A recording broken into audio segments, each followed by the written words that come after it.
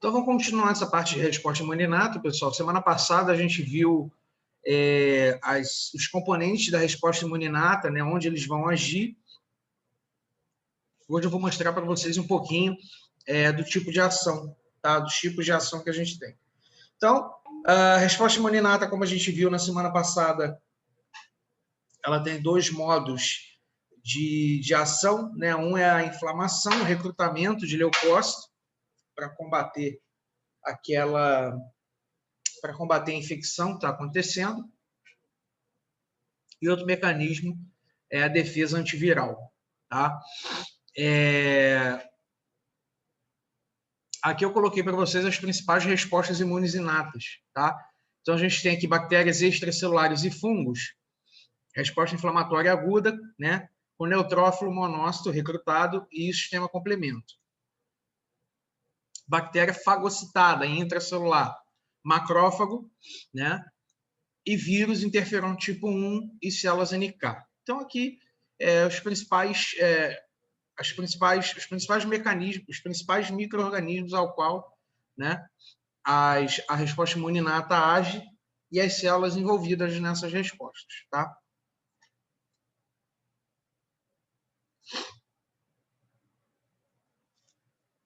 Bom, vamos falar um pouquinho da inflamação, né? A inflamação é uma recrutação rápida, tá? Para o que o organismo proporciona, e na inflamação que ocorre o recrutamento de células de defesa e proteínas para o local onde está ocorrendo ali a necessidade dessas células, da ação dessas células. Então,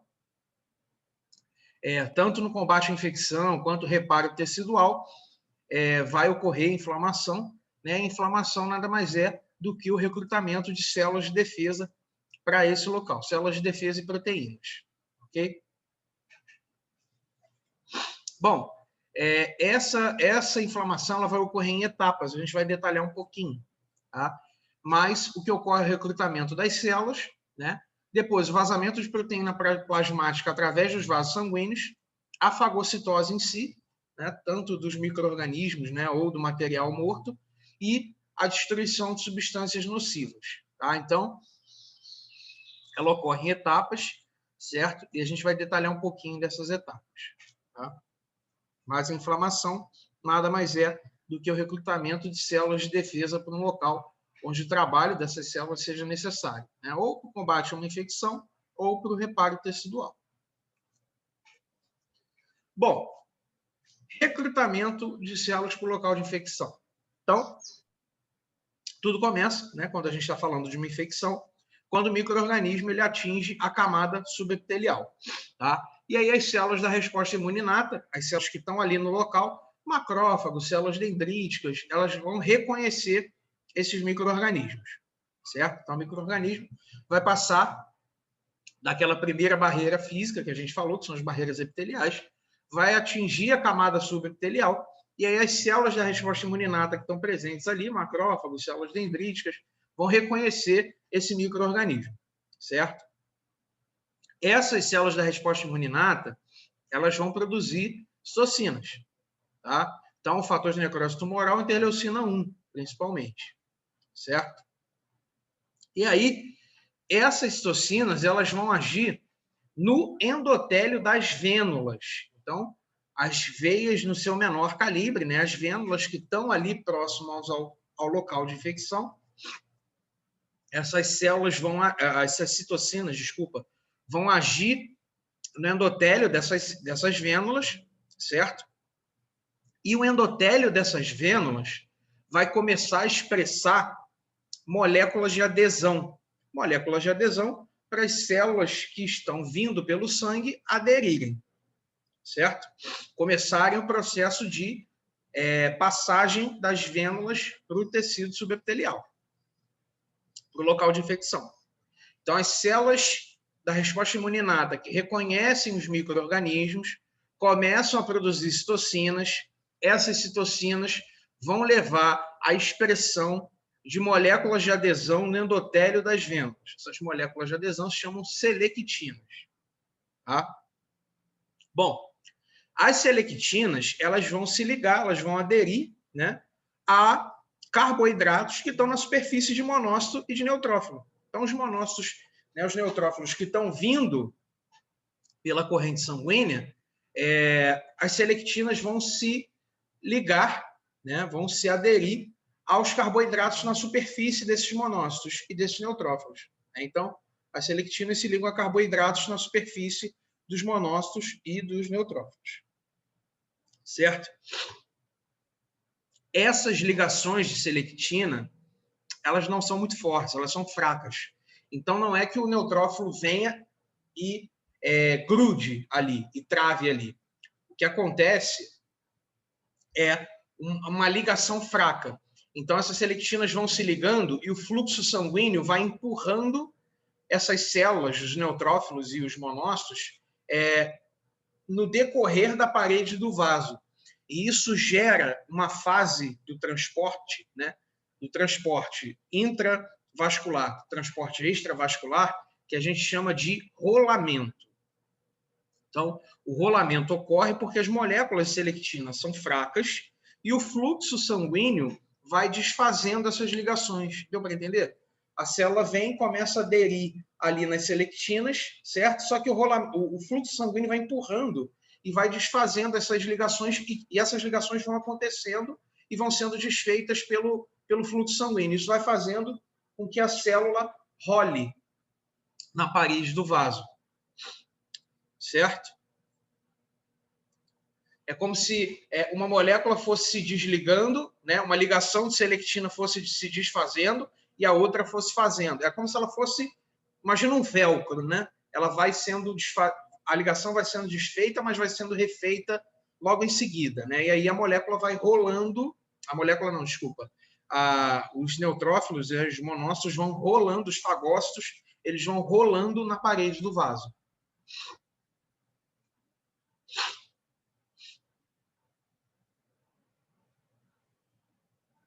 Essa é a fase de rolamento. Tá? E enquanto vai ocorrendo o rolamento, outras quimiocinas elas vão tendo ação. Né? E essas quimiocinas elas vão levar, né, à expressão de integrinas. Certo? Então, no início, a gente tem, né, ali uma alta ligação de selectina, que tem uma ligação fraca, e aí, conforme vai ocorrendo ali o recrutamento vai se desenvolvendo, a inflamação vai se desenvolvendo, vão sendo produzidas outras quimiocinas, certo? E essas quimiocinas vão levar ao aumento da adesão das integrinas. As integrinas, elas são moléculas que, de fato, têm uma ligação forte. Então, vai ocorrendo o ligamento pela ação das selectinas e depois a gente vai ter a ação das integrinas. As integrinas, elas aumentam a adesão dos fagócitos à parede vascular. Consequentemente, essa molécula, esse fagócito, ele para. Então, ele deixa de rolar e ele trava, tá? Quando ele trava pela ação das integrinas, que tem uma ligação mais forte. Certo? Então, a gente vai ter o rolamento, né, por ação das selectinas, e depois, pelo aumento, né, pelo aumento dos ligantes de integrinas, não sei só... Peraí, deixa eu só retomar o raciocínio. Não sei se ficou claro. As integrinas, elas estão na superfície dos fagócitos, tá? Não dos vasos. Na superfície dos fagócitos. E as quimiocinas, fator de necrose tumoral e interleucina 1, elas aumentam a expressão de ligantes de integrina na parede do vaso. Então, as integrinas estão na superfície do fagócito e os ligantes de integrina na parede do vaso. E essas quimiocinas vão fazendo com que essa ligação ela tenha mais intensidade das integrinas com os ligantes de integrina, certo? E essas quimiocinas vão aumentando a expressão de ligante de integrina na parede dos vasos. Então, a gente tem a primeira fase do rolamento, né, as quimiocinas, que é o rolamento, as quimiocinas, elas vão aumentar a expressão de selectina, né? E a segunda fase de ligante de integrina, e aí a integrina que está na parede do fagócito se liga ao ligante de integrina que está na parede vascular. Isso faz com que o fagócito trave, pare na parede, pare ali aderido à parede vascular. Quando ele para, ele começa a reorganizar o citoesqueleto e aí ele vai passar por entre as células da parede vascular, que é o que a gente chama de diapedese. Tá? Então, rolamento, certo? Ele para, então, reconhecimento do micro-organismo, né? Da infecção, consequentemente recrutamento. Então, o que ocorre é a produção de quimiocina pelas células da resposta imune inata, vão aumentar a expressão de selectina. Selectina se liga a carboidratos na superfície do fagócito. O fagócito começa a rolar na parede vascular, certo?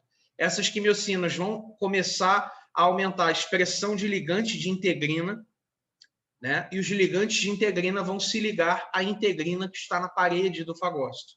Essa ligação, né, entre os ligantes de integrina e a integrina, que está na parede dos fagócitos, vai fazer com que o fagócito trave na parede vascular.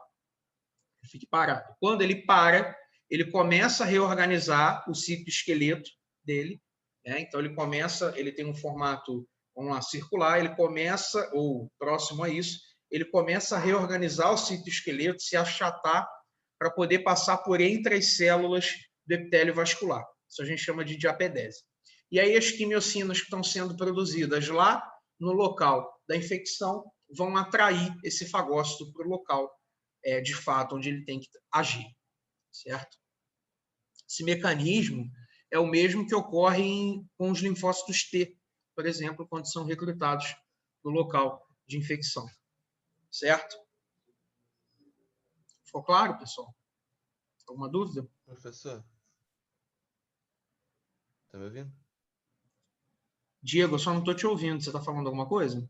Tá me ouvindo agora? Agora eu estou. Eu não entendi se as selectinas elas são produzidas por quem? Selectina está na parede do vaso. Certo. Mas elas são estimuladas pelas células da resposta imune inata. Pelas quimiocinas que são produzidas pelas células que reconhecem o micro-organismo. O micro-organismo passou pelo epitélio, chegou na camada subepitelial, as células da resposta imune inata que estão ali, elas vão reconhecer esse micro-organismo e começam a produzir quimiocina. Aí essas quimiocinas, nos vasos que estão passando ali próximo ao local de infecção, essas quimiocinas começam a aumentar a expressão de selectina. Aí a selectina vai fazer o quê? Vai se ligar aos carboidratos que estão na parede dos fagócitos lá dentro do vaso. Né? O fagócito está passando lá dentro do vaso. Aí o que acontece? Quando tem a selectina, ele vem e começa a aderir ali, a grudar um pouquinho ali na parede e rolar na parede do vaso, por conta da selectina. Só que, ao mesmo tempo, as quimiocinas elas vão aumentando a expressão de ligante de integrina. A integrina está na parede do fagócito. E aí o que acontece? A selectina meio que dá uma grudadinha, só que não é muito forte a ligação, então ele começa a rolar na parede do vaso, e aí as quimiocinas começam a estimular a expressão de ligante de integrina. A integrina está na parede do fagócito. Aí quando começa a se ligar, né, esses ligantes de integrina com a integrina, é quando o fagócito para na parede do vaso. Aí quando ele deixa de rolar e ele trava. Aí quando ele para, ele começa a reorganizar o citoesqueleto, né, para passar por entre as células da parede vascular, sem causar lesão, né? Ele passa por entre as células, que é o que a gente chama de diapedese, e aí ele vai ser atraído lá para o local de infecção, onde ele vai fagocitar um micro-organismo ou tecido morto.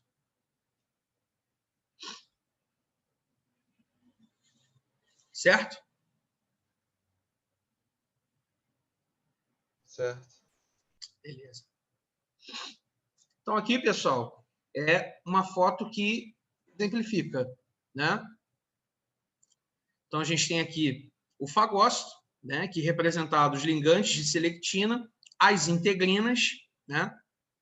E aí o que ocorre então aqui, né? A célula da resposta imune inata produzindo as quimiocinas vão estimular aqui, primeiro, a ligação da selectina, né, a expressão de ligantes da integrina, ele começa a reorganizar o citoesqueleto, passa por entre as células do epitélio vascular, e aí ele é atraído para o local de infecção pelas quimiocinas. Ok? Então, aqui o fluxo de sangue, né? Daqui para cá, da esquerda para a direita, mostrando o rolamento. Né? E aí, o rolamento vai dando tempo de ocorrerem essas ligações de integrina, né? E aí, para ele parar, né? Aderência estável, quando ele trava, reorganiza o citoesqueleto e passa por entre as células do epitélio vascular.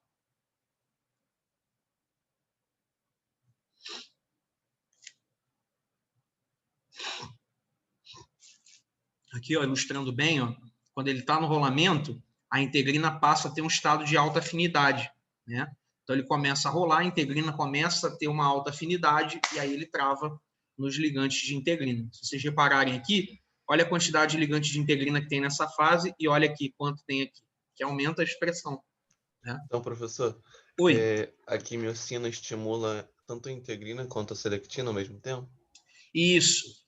As quimiocinas, elas estimulam tanto a selectina, né, a expressão da selectina, quanto os ligantes da integrina. Entendeu? E aí a gente vai ter as fases. Ó. Nessa primeira fase, está sendo estimulada a produção de selectina. E aí a selectina se liga no ligante de selectina. Ó. Selectina, parede do vaso. Certo?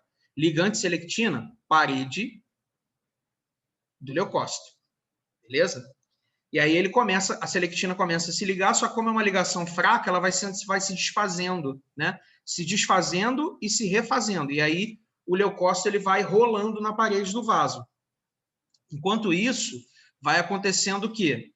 O aumento da expressão de ligante de integrina, né? E a integrina entra no estado de alta afinidade.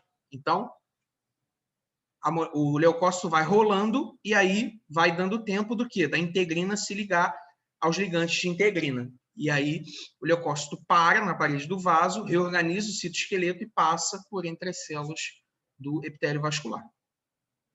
E aí vai lá para o local de infecção, fagocitar. Tá?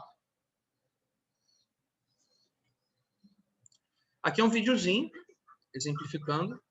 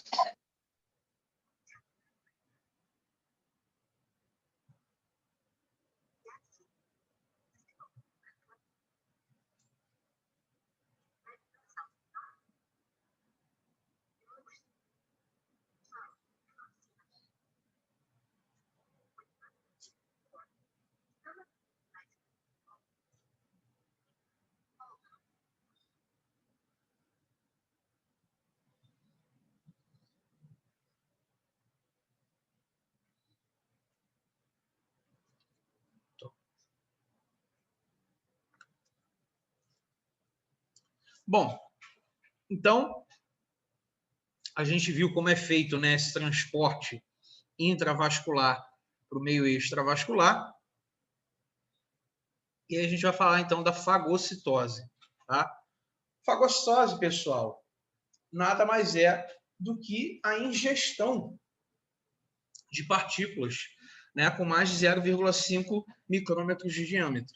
Tá? Então, é quando o leucócito, né, ou, enfim, qualquer fagócito, ele ingere, ele internaliza. Então, ele vai colocar para dentro do seu citoplasma e, consequentemente, na verdade, a fagocitose, né? É isso, é internalizar, colocar para dentro do seu citoplasma. Tá? Então, fagócitos, né, os neutrófilos e monócitos, eles ingerem os micro-organismos, eles internalizam e eles digerem em vesículas intracelulares. Então, eles vão ingerir esse micro-organismo, vão formar uma vesícula, tá, com esse micro-organismo dentro, ou com a estrutura que ele vai destruir, um debris celular, o que for, ele vai internalizar dentro de uma vesícula e vai digerir dentro dessa vesícula. Tá? Então, o que ocorre é o processo de fagocitose, ele vai começar com a ligação de receptor de membrana, tá, aos micro-organismos. Então, a membrana, os receptores de membrana reconhecem ali o micro-organismo e se ligam a esse micro-organismo. Tá? Esses micro-organismos, eles podem estar opsonizados, né, ligados a anticorpos ou a proteínas do sistema complemento. Lembra que a gente falou que os anticorpos e as proteínas do sistema complemento, elas podem opsonizar o micro-organismo, ou seja, sinalizar para um fagócito destruir. Então, esse fagócito ele pode reconhecer tanto um micro-organismo opsonizado quanto não. Tá? E ele vai se ligar a esse micro-organismo, a membrana do fagócito se liga ali ao micro-organismo, certo? E vão começar a projetar o citoplasma ao redor desse micro-organismo. Então, ele reconhece o micro-organismo. Claro que se o micro-organismo estiver opsonizado, o reconhecimento é muito mais fácil. Tá? Ele reconhece o micro-organismo e ele começa a projetar o citoplasma ao redor desse micro-organismo, como se fosse abraçando esse micro-organismo ou o debris celular, enfim, o que for que ele vai fagocitar. Ele começa a abraçar e ele forma um círculo, né, com o seu citoplasma ao redor dessa estrutura que ele está fagocitando. Tá? E aí ele forma uma vesícula. Quando ele abraça, né, a estrutura fica dentro desse abraço, e esse abraço ele é internalizado e dentro do citoplasma forma uma vesícula. Deu para entender? Ele projeta o citoplasma, certo? E aí esse citoplasma, esse abraço, né, forma uma vesícula e essa vesícula é internalizada ali já está basicamente, né, ela é internalizada ali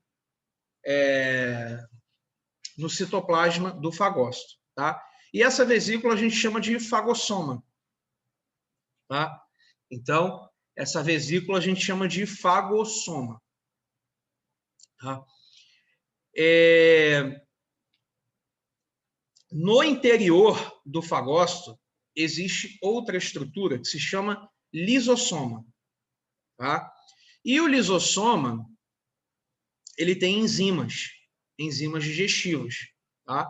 Então o lisossoma se liga ao fagossoma e aí forma o fagolisossoma. Então o fagossoma é a vesícula que contém a estrutura que vai ser digerida, tá? O lisossoma é a estrutura que contém as enzimas que vão digerir. Então, quando o leucócito, né, o fagócito, fagocita, né, o micro-organismo, e aí ali formando o fagossoma se liga ao lisossoma, forma o fagolisossoma, que é para ocorrer a digestão. Tá?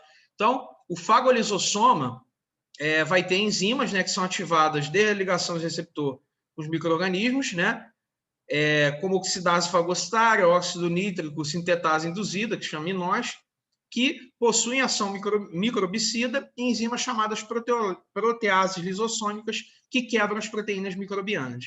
Então, são são enzimas, são substâncias que vão levar à morte celular e à destruição celular, certo? Então, fagocitou o micro-organismo, né? Vai ocorrer a morte desse micro-organismo e a digestão, a destruição desse micro-organismo, tá? Por ação aqui de enzimas. Enzimas que vão, no caso, matar e destruir os micro-organismos, tá? Então, aqui, né, a gente tem uma representação, tá? A parede, né, do leucócito reconheceu um micro-organismo aqui, beleza? Começa a ter, então, o quê? Uma projeção do citoplasma ao redor aqui do micro-organismo. Começa a abraçar, certo?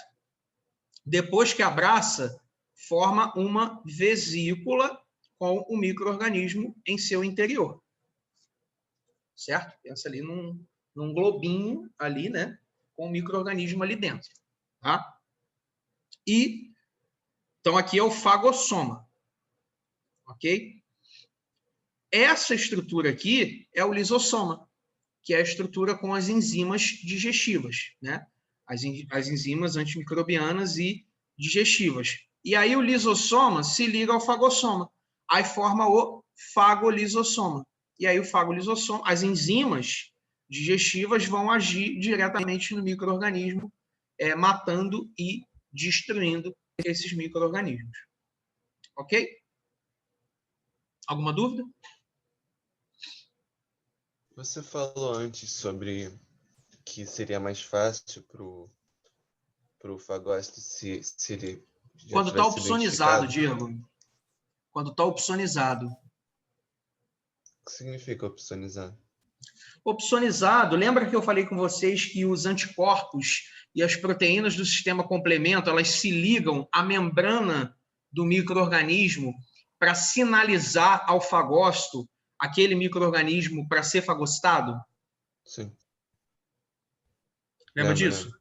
Então, isso é opsonização. Os anticorpos ou as proteínas do sistema complemento, elas se ligam à superfície do micro-organismo e esse micro-organismo ele fica sinalizado, né, para o fagócito. O fagócito ele reconhece esse micro-organismo que está cheio de anticorpo na superfície, vai lá e fagocita. Ou proteínas do sistema complemento, ambos opsonizam. Opsonização é essa sinalização para o fagócito destruir. Tá? Então, o fagócito ele pode reconhecer um micro-organismo que não está opsonizado ou que está opsonizado, né? Só que quando ele está opsonizado, a fagocitose acontece mais fácil, né? Porque está sinalizado, o fagócito vai lá e tudo. Entendeu? É um estímulo a mais para a fagocitose. Tá? Então, aqui um videozinho também para exemplificar, né? Se tem um fagócito e uma bactéria.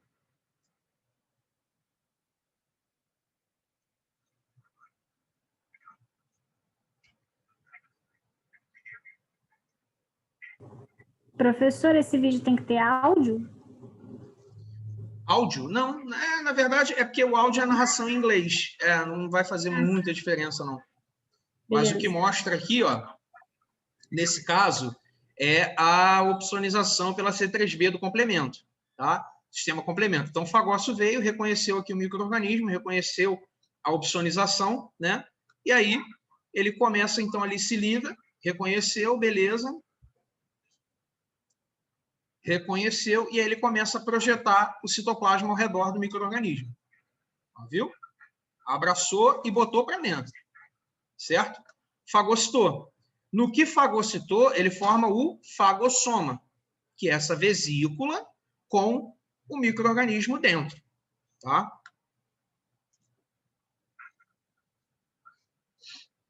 Aí, aqui a gente tem o lisossoma, ou os lisossomas, né? E os lisossomas vão se ligar ao fagossoma, e aí formam o fagolisossoma. Tá? Dentro do fagolisossoma, o lisossoma é cheio de enzima digestiva, né? Enzima digestiva que eu digo de micro-organismo, tá, pessoal? São as enzimas que vão matar e destruir os micro-organismos, tá? Então, se ligam ao fagossoma e aí vão, de fato, então, agir ali, né, na morte, na digestão desse micro-organismo. Tá?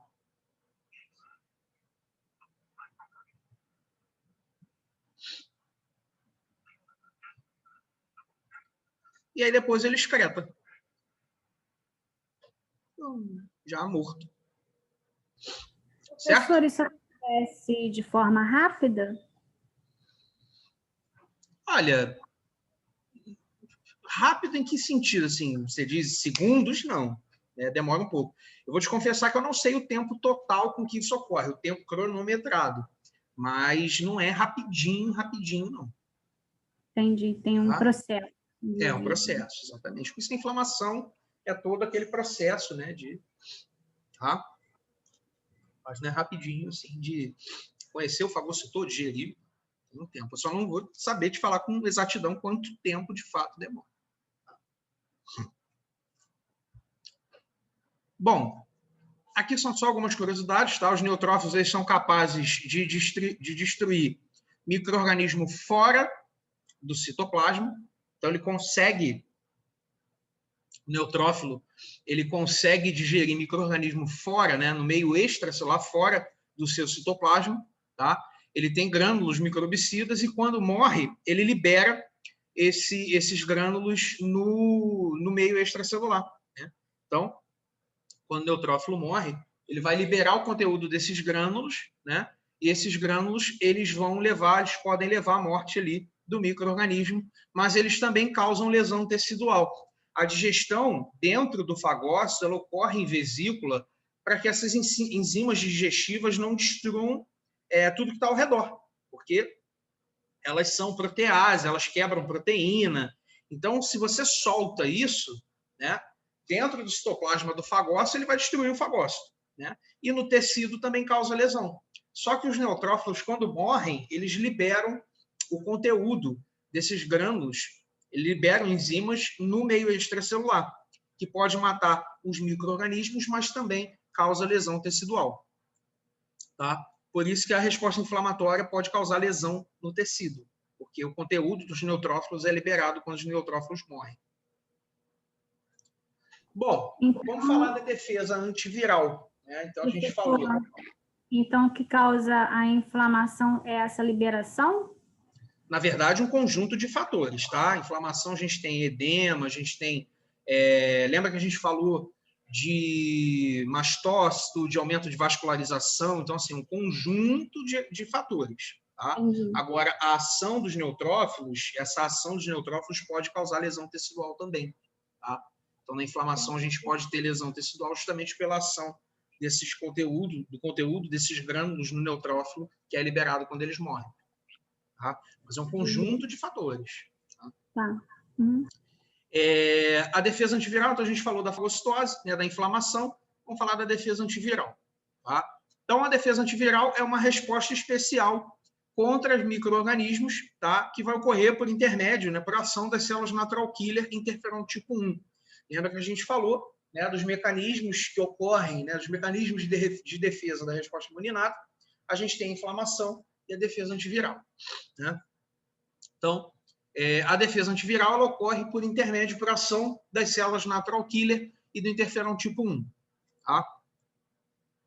O interferon tipo 1, quando ele é produzido, né, ele vai induzir a um estado antiviral. Tá? Então, ele vai induzir uma resistência à infecção e à replicação viral. O que ele vai fazer, o interferon tipo 1, é uma resistência à infecção viral, ou seja, ele age para impedir a replicação daquele vírus, o desenvolvimento e replicação do vírus. Tá? O interferon tipo 1 ele é produzido pelas células que estão infectadas, né? Então, quando o vírus invade uma célula, essas células elas produzem interferon tipo 1. E as células dendríticas também. Tá? Então, as células dendríticas produzem interferon tipo 1 e as células que são infectadas também produzem. Tá? E aí, o que acontece? A célula foi infectada, produziu interferon tipo 1. As células que estão ao redor daquela célula que foi infectada, ela vai ter vias de sinalização ou vias de inativação da replicação viral ativadas. Então, a célula que está infectada produz interferon tipo 1, o interferon do tipo 1 vai agir nas células que estão ao redor daquela célula que foi infectada, e aí, nessas células que estão ao redor, o vírus não consegue se desenvolver. Por quê? Porque são ativadas vias de sinalização que vão inibir a replicação viral e vão destruir o genoma do vírus. Certo? Então, é um mecanismo para travar a replicação viral e a propagação daquela infecção nas células que estão ao entorno ali, das células que estão ao entorno daquela célula que está infectada.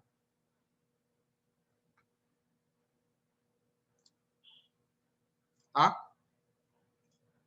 Então, aqui, ó, um exemplo, né? A célula infectada por vírus produz interferon do tipo 1. O interferon do tipo 1 vai agir aqui, ó, vai ser reconhecido pela célula não infectada.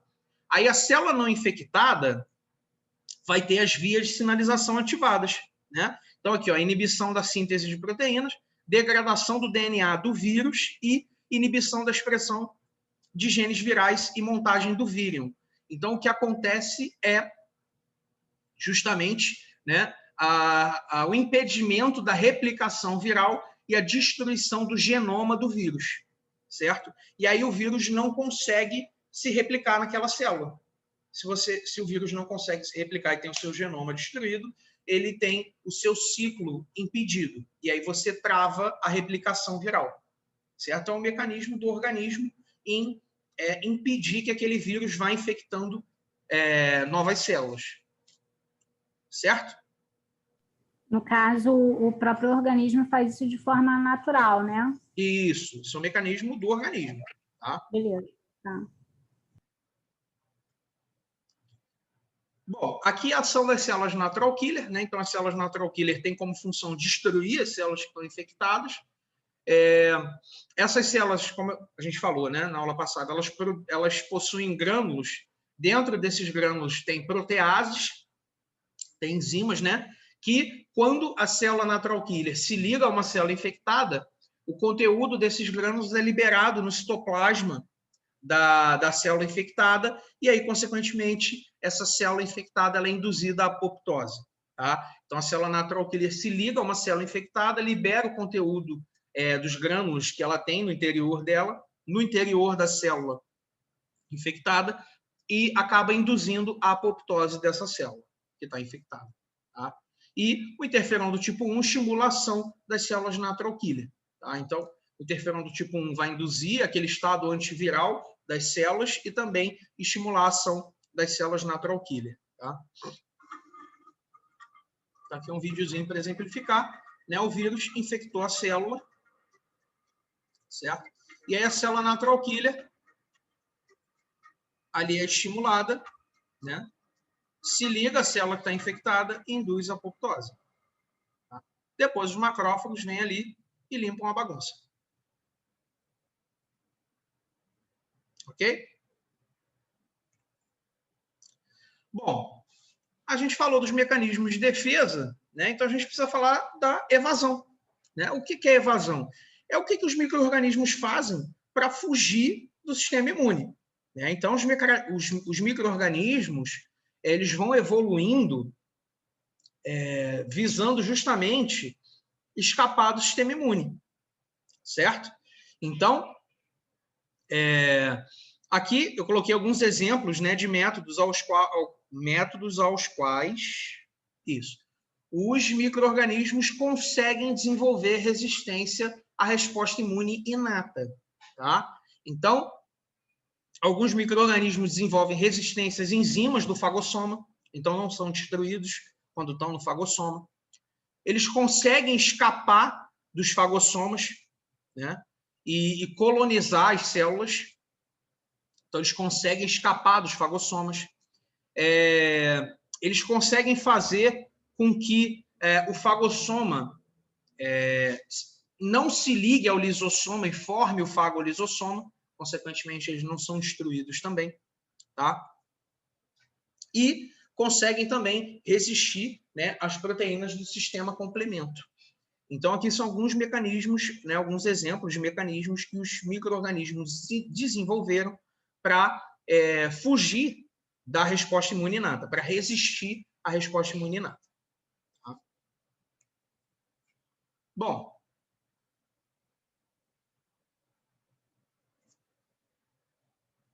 assim, aqui eu coloquei para vocês, né, células da resposta imune inata, além de apresentar os antígenos, né, também produzem moléculas que estimulam os linfócitos T e B virgens. Quando a gente fala de células dendríticas, as células dendríticas, além de apresentarem os antígenos aos linfócitos T, né, e B, elas também produzem moléculas que estimulam a resposta desses linfócitos. A gente já comentou isso em aulas passadas, né? Então, a gente tem aqui sinais para ativação da resposta imune adquirida, tá? Onde o primeiro sinal é pelo antígeno, né? Então, as células apresentadoras de antígeno, quando elas estimulam as células da resposta imune adquirida, e a gente está falando daquela ponte entre a resposta imune inata e a resposta imune adquirida. Quando a gente está falando do estímulo, né? Isso a gente vai ver com mais calma nas próximas aulas, mas quando a gente está falando do estímulo à célula da resposta imune adquirida, a gente tem dois tipos de estímulo, né? O primeiro sinal, que é o antígeno propriamente dito, né? A célula apresentando o antígeno, isso já é um sinal para aquele linfócito se ativar e uma célula efetora. E a gente também tem o sinal 2, né? Os sinais 2, os sinais secundários, que são essas moléculas coestimuladoras que são produzidas pelas células apresentadoras de antígeno, tá? Isso explica o porquê que quando a gente faz uma vacina, a gente não pode botar só o antígeno, né? Se a gente pegasse só aquela proteína, né,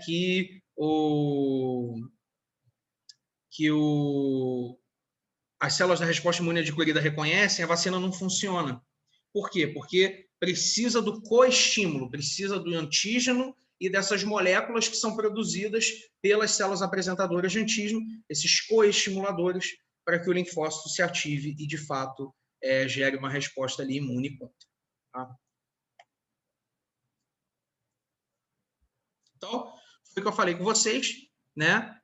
Células dendríticas, elas produzem, elas expressam moléculas na superfície, tá? Chamadas de moléculas coestimuladoras, e além de apresentar o micro-organismo ao linfócito, elas também produzem essas proteínas, essas moléculas coestimuladoras, que vão ser mais um fator importante na ativação dos linfócitos T virgens. Tá? As células dendríticas aqui também produzem citocinas, né? Tanto células dendríticas quanto os macrófagos, interleucina 12, 1 e 6, que vão também estimular. Né? Então, são proteínas e citocinas que estimulam os linfócitos a se ativarem. Tá? Isso a gente vai ver com mais calma lá na apresentação de antígeno aos linfócitos T, nas aulas seguintes. Tá bom? Mas é importante vocês saberem, né, que as células dendríticas, além de apresentar o antígeno, também produzem moléculas de superfície, citocinas, que estimulam os linfócitos a se ativarem. E sem essas proteínas e sem essas citocinas, não ocorre ativação. Tá?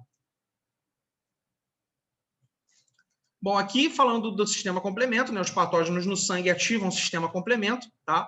E uma das suas proteínas, que é a CD3, ela se liga à membrana do micro-organismo e é reconhecido pelo linfócito B, tá? E isso é também um método aí de estímulo ao linfócito B. Tá? Então, o sistema complemento, ele tem a capacidade de estimular os linfócitos B. Tá? Então, os linfócitos B são um sinal seco. A proteína do sistema complemento, né, principalmente a C3D, ela funciona como um sinal 2, né, um sinal de ativação também para os linfócitos B. Tá? A gente tem dois tipos de sinal, tá? Para ativação dos linfócitos T e B, ou seja, resposta imune adquirida. O primeiro sinal é o reconhecimento do antígeno e o segundo sinal seria a ação de células da resposta imune inata. Então, a resposta imune inata, ela estimula a ação das células da resposta imune adquirida, né? Então, a gente tem as células dendríticas que apresentam antígeno, que seria o primeiro sinal de ativação para essas células da resposta imune adquirida, mas também as células da resposta imune inata produzem, né, proteínas, citocinas, que servem como um sinal secundário, que é muito importante para a ativação dos linfócitos T e B. Tá? É isso, pessoal. Acabou. Por hoje é só. Se alguém tiver alguma dúvida, fique à vontade. Eu vou refazer a chamada.